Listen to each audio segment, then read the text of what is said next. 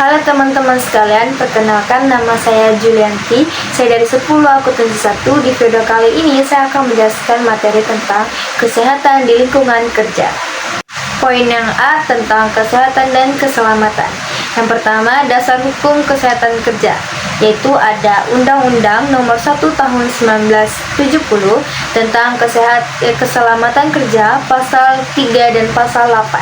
Yang kedua, Peraturan Menteri Perhubungan Nomor 7 Tahun 1964 tentang syarat-syarat kesehatan kebersihan serta penerangan di tempat kerja. Yang ketiga, Permenaker Nomor 2 Tahun 1980 tentang pemeriksaan kesehatan tenaga kerja dalam penyelenggaraan keselamatan kerja.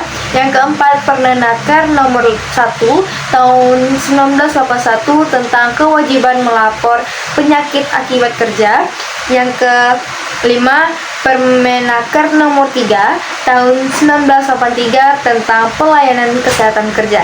Nomor 6, Permenaker Nomor 1 Tahun 1998 tentang penyelenggaraan pemeriksaan kesehatan bagi tenaga kerja dengan manfaat lebih baik dari paket jaminan pemeliharaan kesehatan dasar JAMS Sostek. Lalu poin yang kedua yaitu adalah kesehatan dan keselamatan kerja. Kesehatan kerja adalah keadaan sosial, jiwa, raga pekerja yang nyaman dan sejahtera yang memungkinkan setiap pekerja bekerja secara produktif tanpa membahayakan diri sendiri, teman kerja, keluarga, masyarakat, dan lingkungan sekitarnya. Berdasarkan Undang-Undang Nomor 1 Tahun 1970, Pasal 3 Ayat 1, tujuan kesehatan dan keselamatan kerja ada dibagi beberapa tujuan. Yang pertama yaitu mencegah terjadinya kecelakaan dan kebakaran. Yang kedua, mencegah dan mengurangi terjadinya peledakan atau bahaya peledakan. Yang ketiga, memberi kesempatan menyelamatkan diri pada waktu ada kejadian yang berbahaya dan lain sebagainya. Poin yang ketiga yaitu perlindungan tenaga kerja.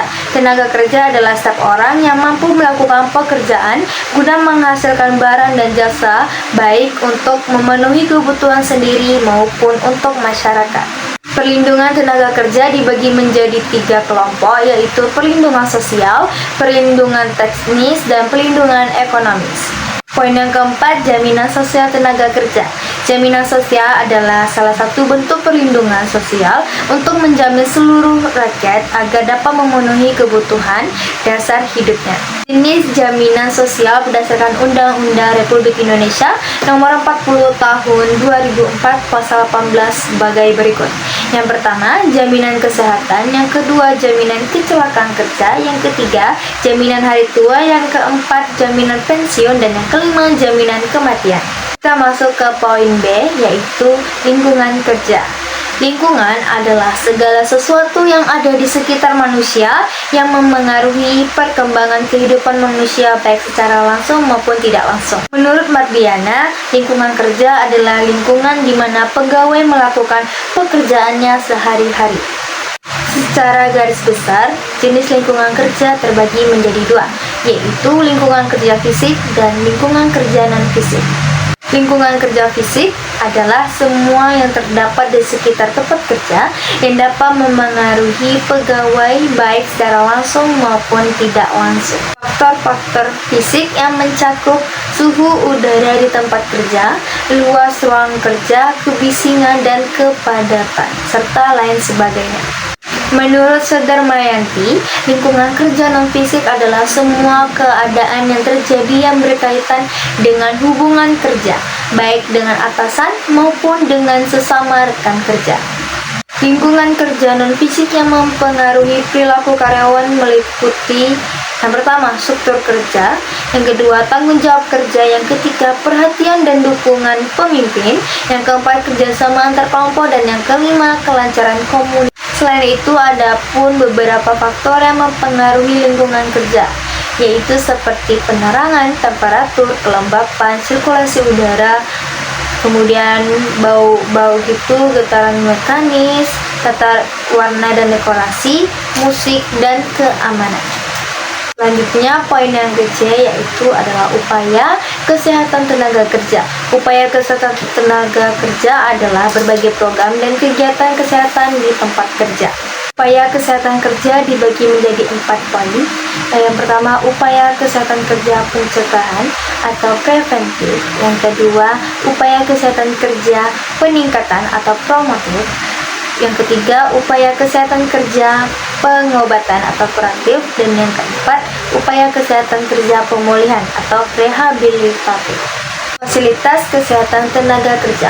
Fasilitas kesejahteraan dan perlindungan tambahan untuk tenaga kerja meliputi sebagai berikut. Yang pertama, pakaian kerja. Yang kedua, fasilitas ruang istirahat dan rekreasi. Dan yang ketiga, transportasi menuju dari tempat kerja. Kemudian ada pun pelatihan keselamatan dan kesehatan kerja atau K3, yaitu adalah pelatihan yang disusun untuk memberi bekal kepada personel yang ditunjuk perusahaan untuk dapat menerapkan K3 di tempat kerja. Program pelatihan dapat diklarifikasikan sebagai berikut. Yang pertama, induksi keselamatan dan kesehatan kerja. Yang kedua, pelatihan khusus. Dan yang ketiga, pelatihan umum. Selanjutnya kita akan membahas poin yang kedua, yaitu jenis pemeriksaan kesehatan tenaga kerja.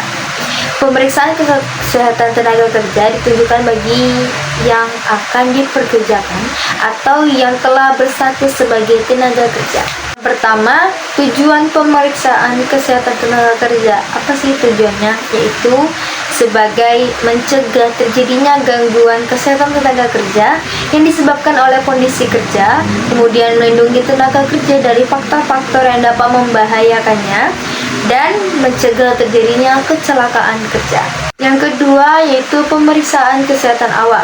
Tujuannya adalah untuk mendapatkan tenaga kerja yang sehat dan produktif, mengetahui apakah tenaga kerja tersebut tidak menderita penyakit menular yang akan membahayakan tenaga kerja yang lainnya, dan mengetahui apakah pekerjaan diberikan kepadanya. Yang ketiga, pemeriksaan kesehatan berkala. Tujuannya yaitu untuk mengetahui pengaruh pekerjaan, mengetahui kemunduran kesehatan tenaga kerja, mengetahui adanya penyakit akibat kerja sendiri mungkin. Dan yang keempat yaitu pemeriksaan kesehatan khusus. Adalah pemeriksaan kesehatan yang dilakukan kepada tenaga kerja setelah sembuh dari kecelakaan dan penyakit yang agak lama, maksud agar ia bekerja sesuai dengan situasi dan kondisi badannya. Dan pembahasan kita yang terakhir yaitu yang yaitu tentang pelaksanaan pemeriksaan kesehatan tenaga kerja. Pemeriksaan dilakukan oleh setiap dokter yang ditunjuk oleh pengusaha dan dibenarkan oleh direktur yang berhak melakukan pemeriksaan kesehatan tenaga kerja, kondisi mental, dan kemampuan fisik dari setiap tenaga kerja sesuai dengan jenis pemeriksaan yang diperlukan. Pemeriksaan ini meliputi anamnesa, pemeriksaan kesegaran jasmani, pemeriksaan radiologi, dan pemeriksaan laboratorium. Baiklah teman-teman sekalian, mungkin sekian penjelasan dari saya. Mohon maaf jika ada kesalahan kata. Saya Julianti, sampai jumpa.